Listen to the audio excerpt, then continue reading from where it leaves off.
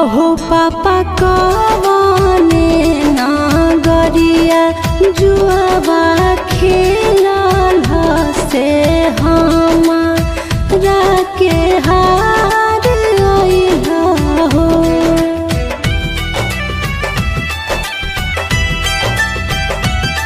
किया हो पापा कवने नागरिया जुआबा खेलल से हमारा के हार अइला हो। किया गे बेटिया बाधन गरिया जुआबा खेलानी से तो रे के हार आइली गे।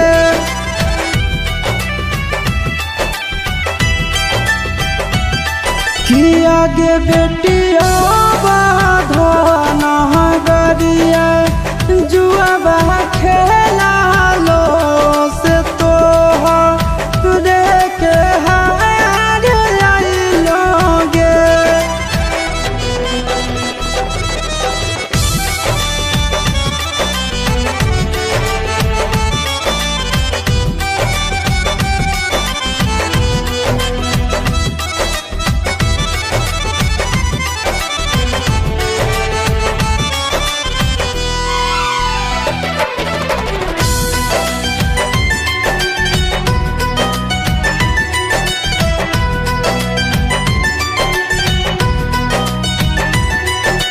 अहो पापा गइया बछड़ुआ काहे न हरल से धिया वे के हार अइला हो।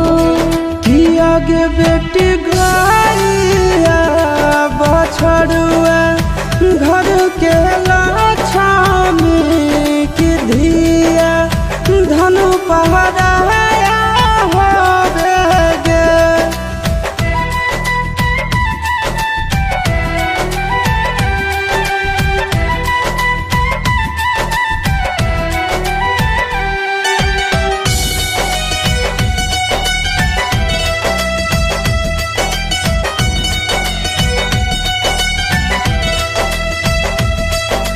अहो पापा फुलावा जस सहे जल काहे कटावा जसने काल के घर से फेंक देला हो। किया गे बेटी फूलाबा के बगिया के रे शोभा हो बेधियाबा सिर के बोझा हो गे।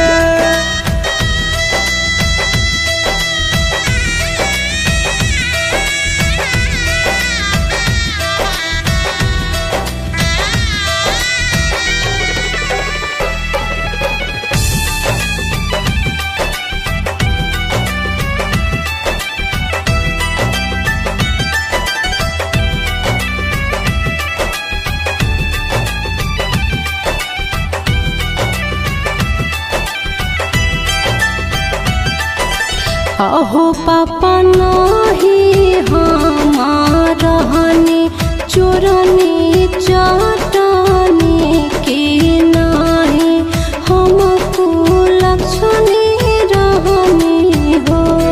किया गे बेटी दुनिया के देखला का गोतिया भाई के देखला का तोरा तेज आइलो गे।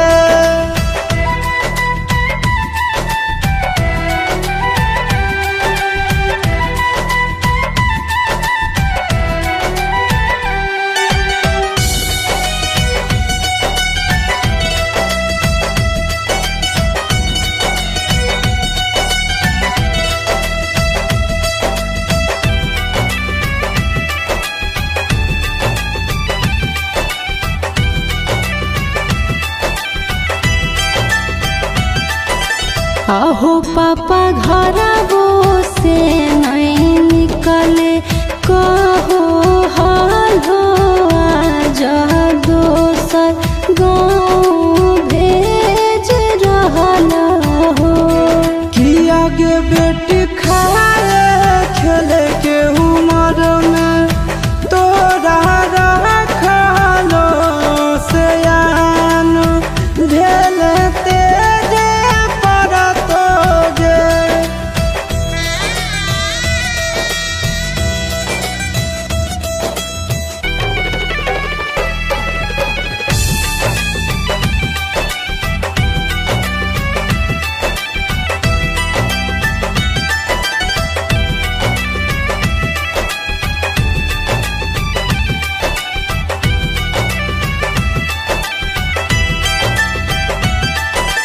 अहो पापा भैया के जीमा कइहा धन दौलतिया की बेटी संग भेद भाव कइहा कि आगे बेटी बाप के फराज हमनी भइलियो नहीं कौनो भेद भाव कलियो गे।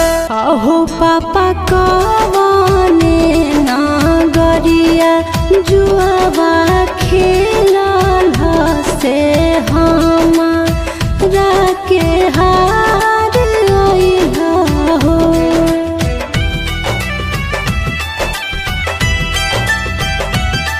किया हो पापा कवने नागरिया जुआवा खेलल से हमारा के हार अइहा हो कि आगे बेटिया बाधन गरिया जुआबा खेलानी से तोहरे के हार आइली गे।